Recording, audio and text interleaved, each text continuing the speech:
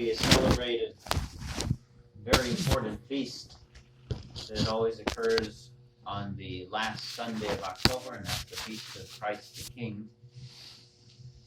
That feast was established by Pope Pius XI in 1925 when he put out his encyclical Quas Primus on the Kingship of Christ, and I definitely encourage reading that. However, in that encyclical, Pope Pius XII explains why he's establishing the Feast of Christ the King, is he said because it's such, the Kingship of Christ is a teaching that is so important, so vastly important for our day, but he knew that most would not read the encyclical. And so he said, by establishing a feast that would be celebrated every year on the Kingship of Christ, the priest could explain to the people the content of the encyclical once a year on that feast. And that way, even those who didn't read it would understand his teaching. And why the teaching of that encyclical is that Jesus Christ is King, not only as God, but as man over the whole world, and specifically that he is King not just over each of us as individuals, but over nations. And this is why this is such an important teaching of our Catholic faith, is because this is exactly the problem in the world today, is that the kingship of Christ over nations has been ignored, thrown out, denied. And consequently, we've come to a point today, in our day and age, where not only has the kingship of Christ over nations and governments been denied, but now so many in the world today are denying the kingship of Christ even over individual souls, and arguing that as an individual they have no duty toward God and they can do whatever they want, live their life however they want, commit whatever sins they want. And sadly, even those that claim to believe in God very often defend that error. So for example, some years ago was in the airport waiting for a flight, and a couple sat down next to me and started chit-chatting, and they asked me if I was a Catholic priest, and I said yes, and they said, well, we're Jewish, but we have relatives that are Catholic and Protestant and Jewish, and they named a bunch of things, and they said, and we get together on all of the different religious holidays of all our different religions, and we find something in common to celebrate. And she said it like this is some great thing. And I just looked at them and I said, well, that's unfortunate. And she got really mad. And I explained, I said, it's very logical. I mean, you just said you're Jewish, so obviously you believe that that's the true religion. So how can you in conscience get together with a Catholic and celebrate a Catholic religious feast, or a Protestant or a Muslim or whatever? And she was arguing that, well, it doesn't matter what someone believes, it's up to everybody has the right to believe whatever they want. And she said, even if somebody wants to be an atheist, I'm fine with that. And I said, well, is God fine with that? And she said, well, that's not the point. I said, well, it is the point if you believe in God, and then you say that it's okay if someone else doesn't believe in God. And it doesn't make sense. But it's just the natural consequence of, 100 years ago, even more than that, but especially 100 years ago, or roughly, and this is why Pius XI wrote this encyclical in 1925, there was a great push to say that, well, individual people have duties toward God as individuals because God created us, but that government should be separated, the separation of church and state, the phrase used.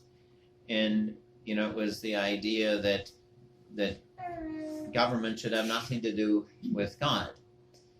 And Pius XI condemned that because he said it's very logical. If you say that God has authority over us as individuals, then you must admit that Christ is king over governments, over nations as well, because what is a nation? A nation is simply a collection of individuals. And so when you deny the kingship of Christ over nations, it doesn't take long before then, to be consistent, you would have to deny the kingship of Christ over individuals. You would have to say if a nation doesn't have to follow God's laws, then neither do individuals, and fall deeper into error, and that's what has happened in our time. And the absurdity of the idea that government should not recognize Christ and the true religion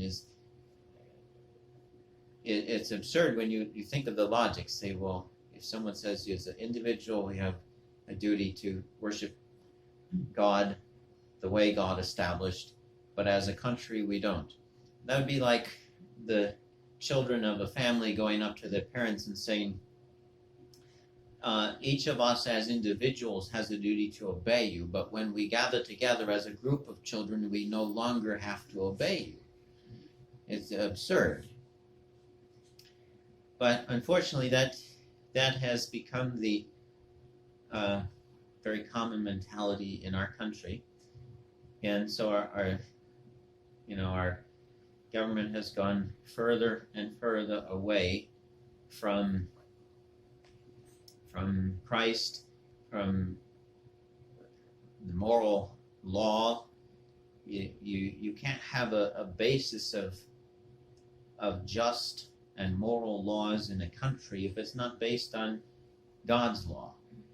And as soon as you remove God's law for the basis of what is good law in a country, then all of a sudden there's no basis anymore for anything, and it becomes simply majority rule, and the majority is not always right. And so I had this conversation with a lawyer once, like 15 years ago. He was an atheist lawyer, and I said, well, so as a lawyer, your job is you follow the law, but what's the basis of a just law if you deny that there's any God? And of course he gave the error that is commonly taught in the public schools of Rousseau, the social contract error, that where the authority of government does not come from God, but from just the fact that all the citizens of a country have agreed to accept that authority. The social contract theory of Rousseau, which the Catholic Church has condemned because it's false. And it's easy to prove it's false. So I said to the lawyer, well, I wasn't there when this country was formed. I wasn't part of the agreement. So according to your theory, I can do whatever I want in this country. I can break all the laws, and you can't stop me, because if God didn't give authority to the government, and if its only authority is because people agreed to it and I didn't agree to it, then what right do you have to stop me? And his answer is, once again, the typical answer to that question. He said, well, you're right, then you can do whatever you want unless it hurts someone else. But that's easy to refute too. I said, well, who made that law? What gives you authority to say that? As soon as you tell me there's something I can't do, you are imposing a law on me. And you said there's no God to give you that authority, to impose that law. So on what authority do you argue that I can't hurt someone? And I said, and besides, who defines then what it means to hurt someone? If I kill a calf for a hamburger, I don't get sent to prison for murder. But then you think it's okay to abortion, to kill a child in the womb, and you say that's not hurting someone. So this is the problem when you remove God as the basis for authority and just laws in a country, then you have no basis, and the country deteriorates. And of course the objection people say is, well, how can the government recognize God? Because there's all these different religions, and they all claim to be true. It's like, well, yeah, that's true. There's all these different ones claiming to be true, but that doesn't mean that that none of them are, that there isn't one that is true. Just because there's many different ones that claim to be true, that doesn't mean that none of them are true. There has to be one that's true, and if there's a God that exists, then there's a true religion. And it is the duty of the state, of the government, to recognize not just any religion, but the one that God has established. And so there is actually a duty of government to recognize Christ's one true church, the Catholic Church. And if governments did, that would be a sound basis for the authority and just laws in a country. Even in this country, as heavily Protestant as we are in our history, in the late 1800s, there were a group of Protestant ministers and other Protestants who started a movement in this country where they recognized that the lack of government recognizing one true religion was deteriorating our country. This was in the late 1800s. And they said the public schools, because they are necessarily godless, will be raising godless children, and our country will further deteriorate. And so they recognized, they said that there has to be a state religion. But they, of course, wanted it to be Protestantism. But all the arguments that they used to prove that if the United States continued to ignore and not recognize a true religion, that we would go downhill into a moral sewer. All those arguments they used were actually the Catholic arguments as to why a country must recognize the kingship of Christ. Where they failed, of course, is because they weren't the true religion, and therefore their effort to have Protestantism declared as the state religion of, or rather to have Christianity declared as the state religion of the United States, failed, because then they couldn't agree with defining what is Christianity. And they wanted to exclude Catholics from that, and but with there's at least probably 1,000 Protestant denominations at that time, how would they define what is Christianity? But at least they had the correct understanding that as soon as you remove God from government, you remove God from education, that there is, the country will be on a downhill trajectory.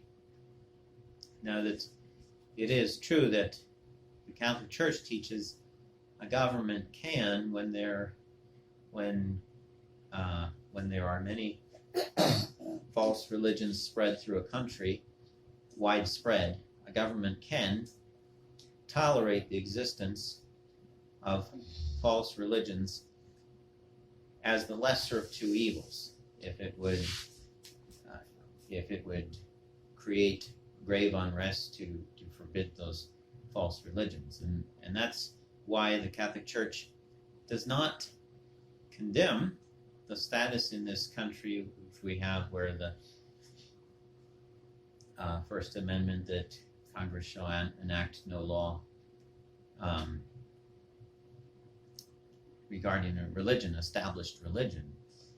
And the Catholic Church does not teach in these circumstances in this country.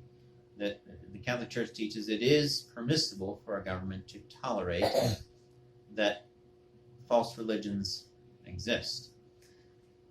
If it were worded to say that all religions are good, then that would be wrong. It's simply worded that there will not be established a state religion in this country. However, Pope Pius XII pointed out in a famous encyclical to the United States, he said, even though the Catholic Church in the United States has been able to blossom when in the free circumstances of this country, he said, Catholics must not fall into the error of thinking that this is the way in God's plan it should be, or that this is the ideal way that a country is established. Because he said it remains true that a government does have a duty to recognize not just any religion, but the one religion that Christ founded. And it also remains true that when you tolerate something as the lesser of two evils, it doesn't make it good. If the doctor wants to amputate your leg because it's infected and you'll die, and you tolerate the amputation, it doesn't mean that the amputation is good. Is still going to have its harmful consequences of having an amputated leg. And so unfortunately, that's the case in this country is for 200 years